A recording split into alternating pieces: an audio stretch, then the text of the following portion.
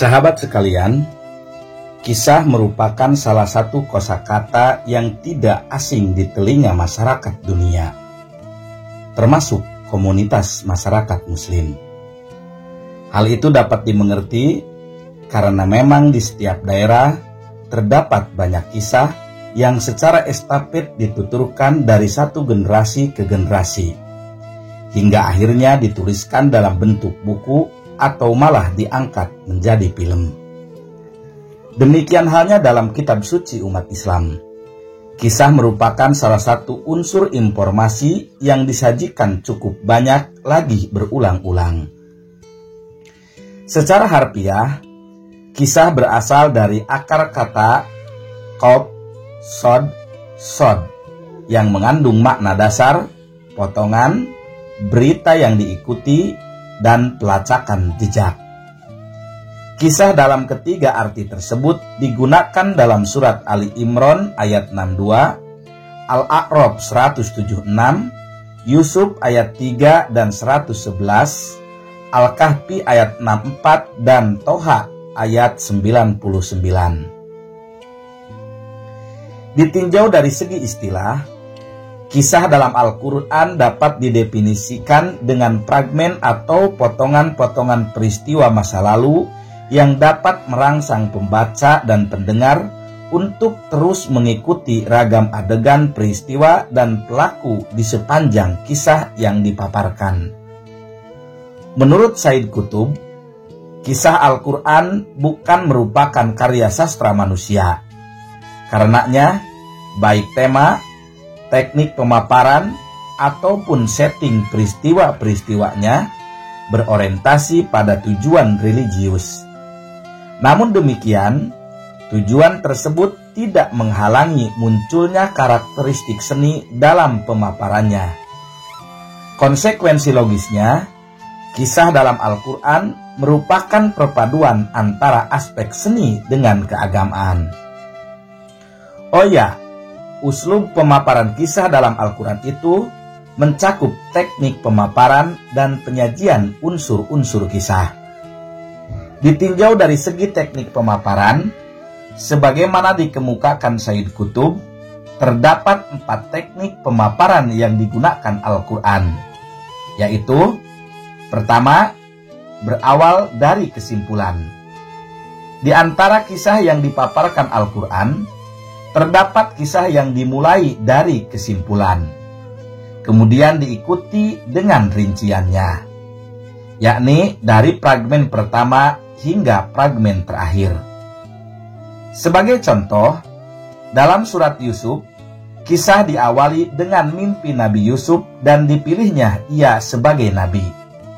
Dan demikianlah Tuhanmu memilih kamu, Yusuf, untuk menjadi nabi, mengajarmu sebagian dari takbir mimpi-mimpi, dan menyempurnakan nikmatnya kepadamu dan keluarga Yakub, sebagaimana dia telah menyempurnakan nikmatnya kepada kakekmu sebelum itu, yakni Ibrahim dan Ishak.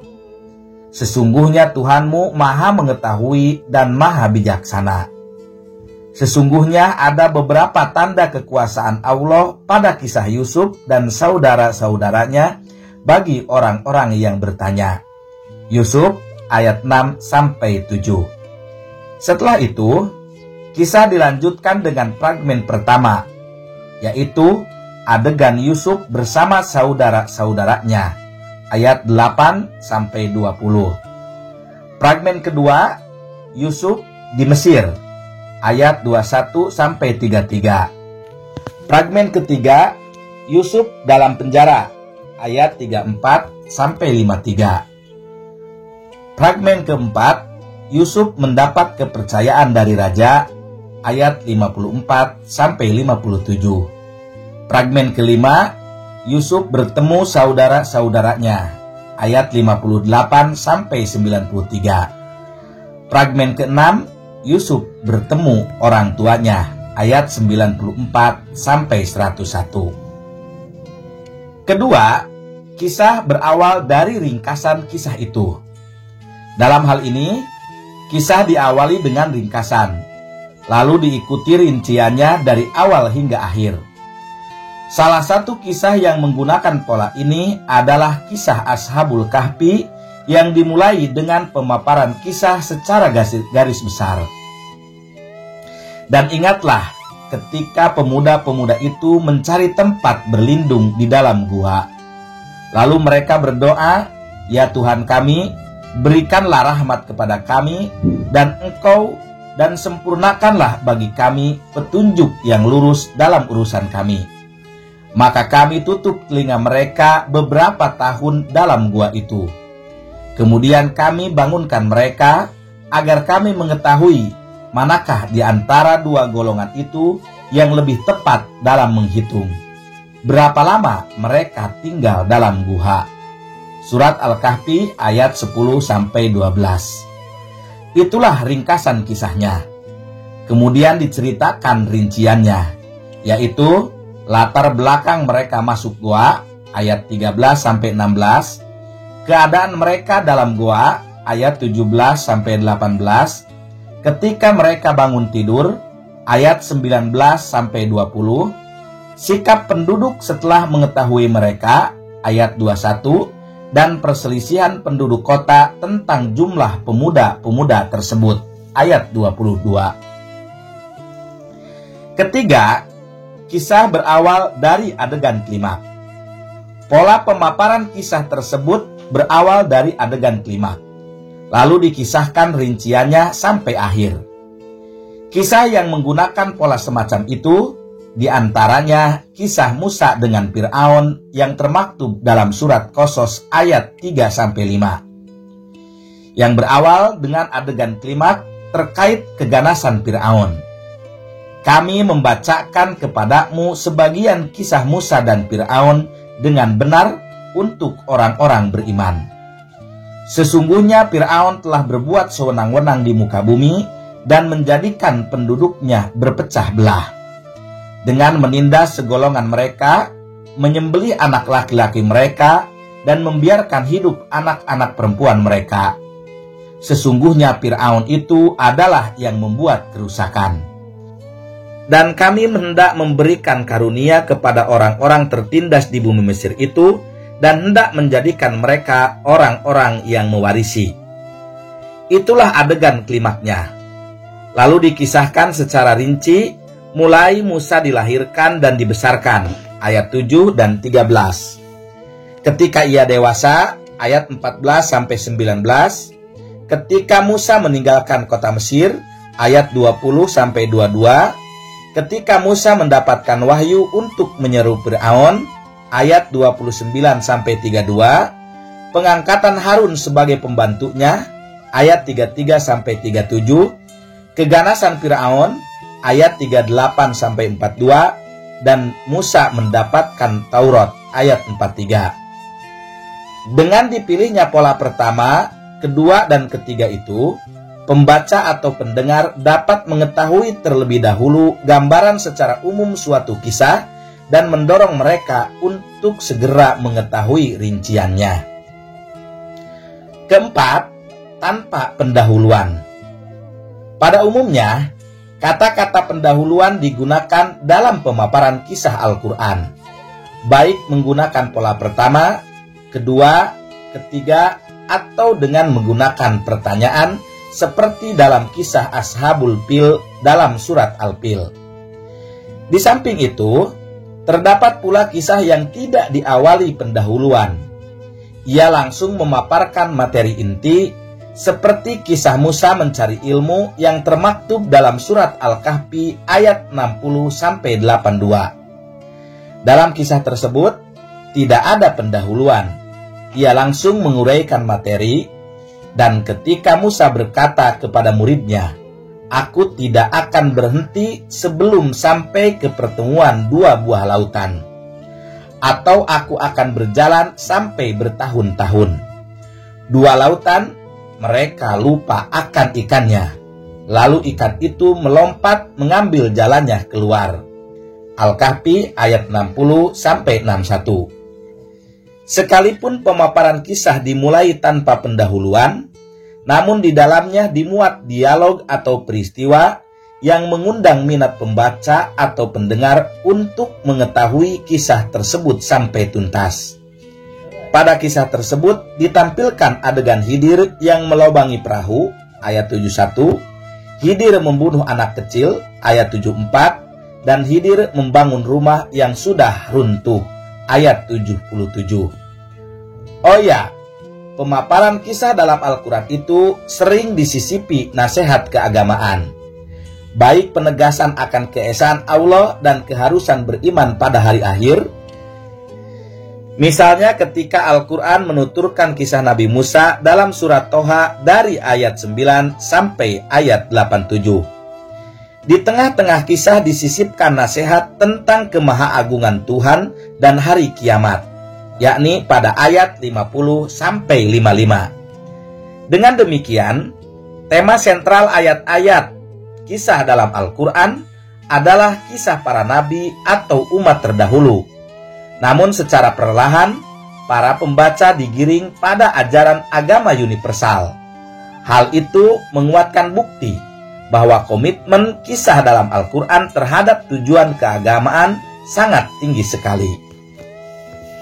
Sahabat sekalian, dilihat dari unsur penyajiannya, pada umumnya unsur kisah itu bisa dikelompokkan menjadi 3 kategori, yaitu pertama, ashkhos, tokoh. Tokoh kisah dalam Al-Quran sangat beragam, antara lain manusia, makhluk halus dan binatang. Penokohan manusia ditampilkan dengan menggunakan lafal al-ins, anas, bashar, insan, kaum, ashab, Rajul, Zakar, Nisa, Imro'ah, atau langsung dengan menyebut namanya. Oh ya, dalam masalah tokoh ini, hal yang harus dicermati para pengkaji Al-Quran bukan hanya sebatas nama. Ia harus mencoba mencermati peran dari tokoh tersebut. Misalnya, salah satu nama tokoh yang disebutkan pada kisah Sulaiman adalah jin. Nah, jin itu dilihat dari segi peran, ia berperan sebagai kelas pekerja yang membantu Sulaiman dalam membangun gedung-gedung juga mencari perhiasan di kedalaman lautan. Demikian halnya burung hudhud. Ia berperan sebagai pemberi informasi dan penyampai kabar Sulaiman kepada Ratu Balqis. Karenanya, dilihat dari segi peran, hudhud merupakan salah satu komponen pasukan Sulaiman dalam urusan diplomatis. Sementara itu, Abdun yang memindahkan singgasana Balqis dalam waktu yang teramat singkat, mengisyaratkan ia berperan sebagai ilmuwan. Dengan demikian, dari pemaparan kisah Nabi Sulaiman itu dapat ditarik pelajaran. Untuk mewujudkan negara yang berkeadilan lagi makmur, seorang pemimpin adil yang harus ditopang minimal 3 unsur, yakni kalangan ilmuwan, diplomat, dan kelas pekerja. Kedua, peristiwa, ahdas. Peristiwa dalam kisah Al-Quran merupakan adegan-adegan tertentu, baik secara runut dari awal hingga akhir, puzzle-puzzle tertentu, atau bisa jadi hanya puzzle tertentu saja yang diungkapkan dalam satu rangkaian pembicaraan. Karenanya, adegan-adegan tersebut tidak bertujuan menuturkan peristiwa secara kronologis lagi lengkap. Ia lebih diorientasikan pada pelajaran yang harus dipetik oleh si pendengar dan pembaca. Ketiga, percakapan, hiwar. Ya, percakapan merupakan salah satu unsur yang harus ada dalam sebuah kisah. Karena jika banyak tokoh yang ditampilkan dalam sebuah kisah, namun antar tokoh yang muncul tidak terjadi dialog, kisah itu akan terasa kering. Percakapan antar tokoh dalam kisah Al-Quran terkadang dalam bentuk monolog, sebagaimana halnya kisah Luqman. Ya, dalam kisah tersebut, Al-Quran menampilkan tokoh Luqman yang berperan sebagai orang tua dengan anaknya. Karena posisinya sebagai orang tua yang sedang menasehati anaknya, percakapan yang ditampilkan dalam bentuk monolog, sehingga akan terbayang dalam benak pemirsa posisi anak Luqman yang duduk bersimpuh di depan bapaknya seraya mendengarkan tutur nasihat yang diarahkan padanya. Lain halnya hiwar antara Ibrahim dan Ismail. Walau perannya sama dengan kisah Luqman, hiwar bapak dan anak, namun kisah penyembelihan itu diungkapkan saat Ismail sudah dewasa. Dan hiwar yang dilakukan terkait urusan keyakinan dan kepasrahan akan titah Tuhan. Karenanya, hiwar tidak dikemas dalam bentuk monolog, melainkan dialog sederhana yang menggambarkan stimulus dan respon positif. Lain halnya pada kisah Musa dan Fir'aun.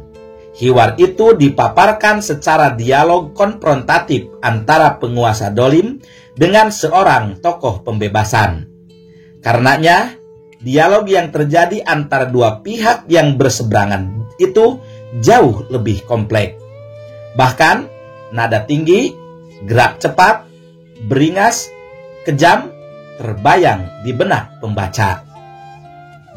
Sahabat sekalian, ditinjau dari sisi faedah, paling tidak terdapat 6 faedah kisah Al-Quran, yaitu 1. Menjelaskan dasar-dasar dakwah agama Allah dan menerangkan pokok-pokok syariat yang disampaikan para nabi. Lihat surat Al-Anbiya ayat 25. Mengokohkan hati Rasul dan pengikutnya saat menghadapi tekanan dari musuh. Lihat Hud 120. Ketiga, membenarkan nabi-nabi terdahulu, menghidupkan ajaran-ajaran mereka, serta mengabadikan jejak mereka. 4. Menjelaskan kebenaran Nabi Muhammad terkait dakwahnya dalam menceritakan hal ihwal umat masa lalu. 5. Mengungkap kebohongan-kebohongan ahlul kitab yang menyembunyikan isi kitab mereka yang masih murni. Lihat surat Ali Imran ayat 93. 6. Menarik perhatian para pendengar dan memberikan pelajaran bagi mereka yang menggunakan akalnya. Lihat surat Yusuf ayat 111. Oh ya, kisah Al-Quran itu sepintas lalu seolah ada yang diulang-ulang. Namun jika ditelaah lebih lanjut, dalam setiap kisah yang seolah diulang itu ada hal baru, baik dilihat dari sisi teknik pemaparan ataupun dilihat dari aspek unsur kisahnya. Bahkan, dalam hiwarnya seringkali banyak pemilihan kosakata yang berbeda antara satu kisah yang dianggap sebagai pengulangan tersebut. Karenanya, sebagian ulama menyebutkan tidak ada pengulangan dalam Al-Quran. Karenanya pula, kisah yang sepintas lalu terlihat diulang-ulang itu menunjukkan akan kebalagohan Al-Quran dalam tatanan yang paling tinggi. Ya, di antara keistimewaan Al-Quran adalah menerangkan sebuah makna dalam bentuk yang berbeda-beda. Kisah diulang pada berbagai tempat dengan susunan perkataan yang berbeda-beda dari yang telah disebutkan sebelumnya, sehingga memberikan kesejukan kepada pendengar dan menjadikan penasaran kepada pembacanya. Sahabat sekalian, ditinjau dari macamnya, para ulama tafsir mengelompokkan kisah dalam Al-Quran berdasarkan ashos menjadi 3, yaitu 1. Kisah para nabi yang mencakup dakwah kepada kaumnya, mukjizat para rasul, sikap umat yang menentangnya.